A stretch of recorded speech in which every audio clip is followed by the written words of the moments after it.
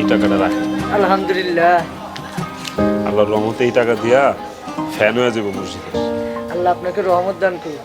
এই গরমে মুসল্লিদের কষ্ট কম হবে। সব তো আল্লাহর ইচ্ছা, আমি তো শুধুমাত্র আমার দায়িত্বটা পালন করতেছি। এইটাই কয়জনে করে ভাইজান? আল্লাহ সবাইরে হেদায়েত দান করুন। আমি তাহলে আসি ভাইজান। আচ্ছা, আপনার না ছেলে অসুস্থ ছিল, বাচ্চাটার কি হাসপাতালে ভর্তি করাইতে পারছিলেন? ভাইজান, টাকার অভাবে হাসপাতালে বাচ্চাকে ভর্তি করাতে পারিনি। এই কথাটা আপনি আমার আগে বলবেন না?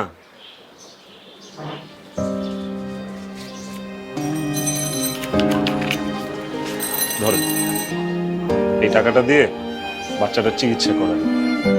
ভাইজান, আপনার এই ঋণ কখনো আমি শোধ করতে পারবো না ভাইজান। কি বলছেন ভাই? এইটা তো আমার ঋণ।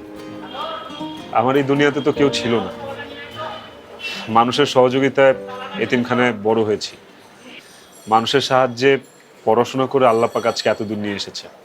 এখন আমার উচিত মানুষকে সাধ্যমতো সাহায্য করে আমার এই ঋণের বোঝা হালকা করা। আল্লাহ আপনাকে হায়াত দান করুক ভাইজান। আমি ভাইজান, আমি আসি তাহলে। আসসালামু আলাইকুম।